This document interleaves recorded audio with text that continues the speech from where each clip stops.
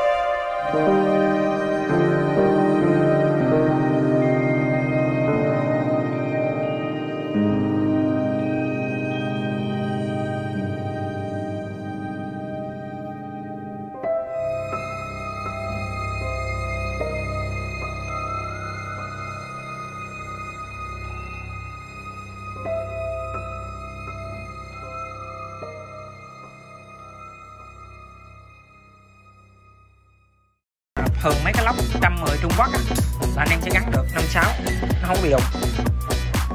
Đó. Rồi. Full bộ này tầm 1,7 triệu. Đó, đầy đủ cho anh em chơi. Đây là đầu bò sum nè. Chảo tròn. Delivery chân ngắn. Lỗ hút. Lỗ xả. Đầu này là đầu đã về rít nha anh em. Đã về rít sẵn. Về mình gắn vào là mình đi thôi. Cái này là cái khuôn của nó, xài khuôn cam 2 lỗ nha anh em. Cam 2 lỗ.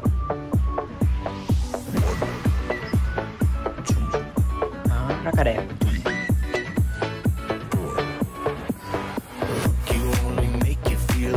Rồi, 1,7 triệu. Đó. Bật đạn là đi sử dụng là mẫu bật đạn natri nha anh em. Đó, nói chung là full combo này anh em nhớ nhau đầy đủ là anh em có thể bào tour đi xa được. Giá nó giá thành rẻ. Đó, tầm 1,7 triệu thôi là anh em chơi giá nó bình dân dễ đi.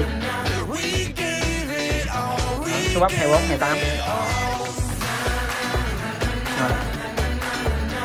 Rồi, anh em nào mua thì liên hệ mình nha anh em. Lòng là đúc sẵn, không phải là lòng đóng lên. Rất là đẹp. Đó. Rồi, 1,7 triệu bộ, anh em nào mua thì liên hệ mình. Có ship hàng toàn quốc nha anh em.